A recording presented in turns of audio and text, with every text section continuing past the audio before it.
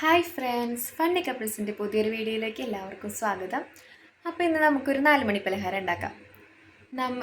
ഇപ്പോൾ ഏകദേശം കടച്ചക്കയുടെ സീസണാണ്. അപ്പോൾ കടച്ചക്ക വെച്ചിട്ട് നമുക്കൊരു ബജ്ജി ഉണ്ടാക്കിയാലൊന്ന്.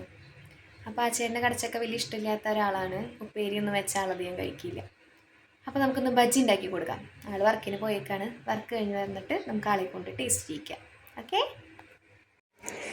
അപ്പോൾ ഞാനിതാ ഒരു ചെറിയ കടച്ചക്ക എടുത്തു. അത് തൊലിയൊക്കെ ചെത്തി ക്ലീൻ ആക്കുന്നുണ്ട്, കഴുകി.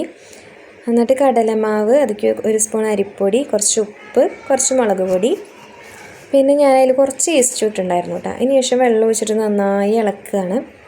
കുറച്ച് കട്ടിക്ക് ഇളക്കിയിട്ട് മാവ് സെറ്റാക്കി വെക്കുകയാണ്. ഒരു 10-15 മിനിറ്റ് മാവ് അങ്ങനെ വെക്കും. അതിനുശേഷം ഇതാ കടച്ചക്കൊക്കെ ഞാനിങ്ങനെ നീളനെ അരിഞ്ഞെടുത്തിട്ടുണ്ട്. ഇനി നമ്മൾ സാധാ ബജി ഉണ്ടാക്കുന്ന പോലെ മാവിൽ മുക്കുക. എണ്ണ ചൂടായിട്ട് അപ്പോൾ എണ്ണയ്ക്ക് ഇട്ട് കൊടുക്കുക. അപ്പോൾ നല്ല മുരിഞ്ഞിട്ട് നമ്മുടെ കായ ബജി പോലെ, ഏകദേശം കായ ബജി പോലെ നമുക്ക് കിട്ടും. നല്ല ടേസ്റ്റാണ്. കായ ബജിയേക്കാളും കടച്ചക്ക ബജി കുറച്ചും കൂടി ടേസ്റ്റുള്ള ഒരു സാധനം കേട്ടോ. അപ്പോൾ നല്ല ടേസ്റ്റാണ്. അങ്ങനെ ഞാൻ ഒരു ചെറിയ കടച്ചക്ക കൊണ്ട് അത്യാവശ്യം ബജി കിട്ടി. ലാസ്റ്റ് എൻ്റെ മാവ് തീർന്നു.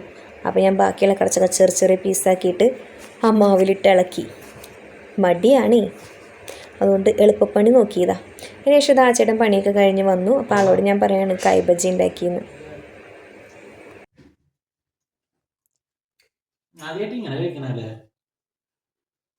കായ് ബജി പോലെ തന്നെയല്ലേ. അപ്പോൾ ആ ചേട്ടന് കായ് ബജിയൊക്കെ ഇഷ്ടമായി. അപ്പോൾ നിങ്ങളും കായ് ബജിയൊക്കെ ഉണ്ടാക്കി നോക്കിട്ടാ. ബൈ.